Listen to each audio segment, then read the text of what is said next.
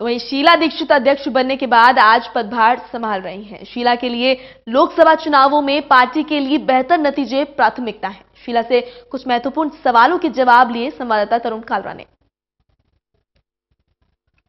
दिल्ली कांग्रेस की दूसरी बार अध्यक्ष बनी शीला दीक्षित हमारे साथ मौजूद हैं। आज पदभार ग्रहण करने जा रही हैं शीला दीक्षित जी।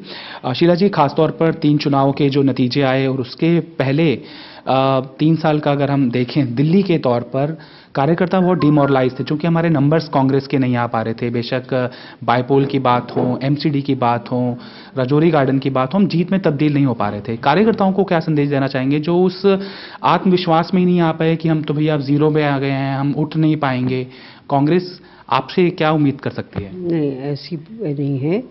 कांग्रेस मेरी पूरी सेवा उसके लिए है और ये वक्त ही बताएगा। इस वक्त मैं नहीं बता सकती हूँ कि क्या करेंगे क्या नहीं। हमारी मीटिंग होगी, जो हमारे प्रेसिडेंट्स हैं, एक्टिंग प्रेसिडेंट्स या क्या कहते हैं, वर्किंग प्रेसिडेंट्स हैं, उनसे सबके मिलकर स्ट्रैटेजी बनाएंगे और फिर आपको पता चलेगा। इस वक्त मैं कुछ कहना नहीं ऐसा चाहती हूँ जो कि हम कर ना पाए या कर ना सके। लेकिन कार्यकर्ताओं में आत्मविश्वास बढ़े। इम्पोर्टेंट चीज़ जो हमारे सामने है वो है लोकसभा का चुनाव और पार्टी को इकट्ठा करना, सो दैट कोई ऐसी आवाज़ ना उठे पार्टी के अंदर जो एंटी पार्टी हो। इसी बात का संदेश शायद आज भी देखने के लिए मिलेगा कि पूर्व अध्यक्ष, कार्यकारी अध्यक्ष और अध्यक्षा एक ही गाड़ी के अंदर सवार होकर जा रही हैं। एकजुटता की कमी से पूर्व अध्यक्ष भी जूझते आए हैं। आपको लगता है कि सबसे बड़ा डेडलॉक यही है जिसको ओवरकम करना है? नहीं, ओवरकम जो प्रॉब्लम्स हैं उनको ओवरकम करना है। अब सबसे बड़ा कौन है, सबसे छोटा कौन है? प्रॉब्लम तो प्रॉब्लम है। एंड हमें स्मूथ वर्किंग चाहिए, टुगेदरनेस चाहिए कि हम सब इकट्ठे हो जाए। और अगर जो कोई किसी को राय देनी है या डिफरेंसेस हैं तो वो आपस में सॉर्ट आउट करना, उसको हम बाहर पब्लिक में नहीं, बाहर नहीं आने देना चाहते। मैम, आपने भी जिक्र किया था पिछले चुनाव के जैसे नतीजे आते थे तो आप भी कहते थे कि हम सर्च तो कर रहे हैं, हमारी वोट परसेंटेज तो बढ़ रही है, लेकिन नंबर्स नहीं आ पा रहे हैं। चाहे एमसीडी के इलेक्शंस हो, जब एंटी इनकम्बेंसी बीजेपी झेल रही थी, 10 साल का उनका सत्ता थी, उसके बावजूद वो वापस आ गए। उनको नंबर्स में तब्दील करने की क्या स्ट्रेटेजी रहेगी? देखिए, हमें कुछ थोड़ा बहुत काम और करना पड़ेगा कि वो आ तो गए, लेकिन हालत आपने दिल्ली की देखी है, कितनी गंदगी है। ले लिया लोगों ने, चुन लिया उन्हें, ठीक है, कंग्रेचुलेशंस आपको कि आप जीत कर आ गए, लेकिन किया क्या आपने दिल्ली के लिए? किया तो कुछ नहीं है। सब जगह गंदी गंद पड़ा हुआ है। इतनी गंदी मैंने दिल्ली कभी नहीं देखी।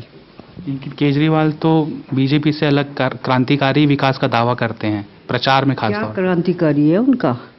उन्होंने बहुत सारा कहा था कि हम फ्री बिजली और फ्री पानी दे दिया करेंगे, वो बड़ा क्रांतिकारी था, इसलिए वोट भी उनको मिल गए। क्या मिला?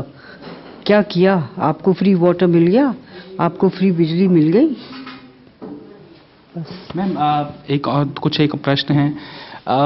नैरेटिव्स राहुल गांधी जी गढ़ रहे हैं, कह रहे हैं कि करप्शन, बेरोजगारी, लोकसभा का चुनाव इन्हीं नैरेटिव्स पे लड़ा जाएगा।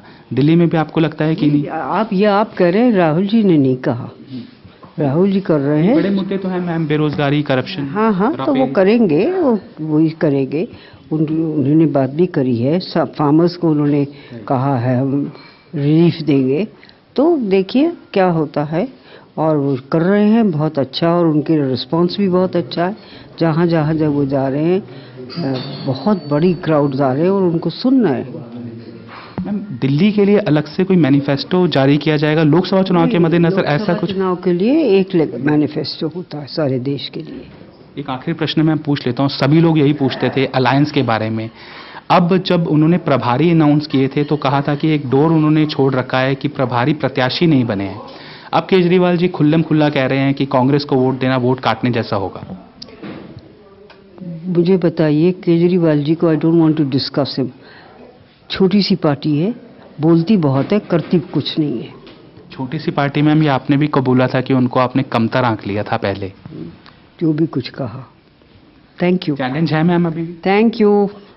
तो यहाँ पर स्ट्रैटेजी पूरी तरह से खुलासा नहीं कर रही है, लेकिन एकजुटता बहुत अहम रहेगी। शीला दीक्षित उन्हीं को लेकर आगे चलेंगी और ग्राउंड पर बीजेपी और आम आदमी पार्टी से लड़ने से पहले अपनी जो स्कोर्स हैं परिवार के अंदर उसको दूर किया जाएगा। उसके बाद जमीनी स्तर पर मजबूती से लड़ने का आह्वान शीला दीक्षित दे रही हैं।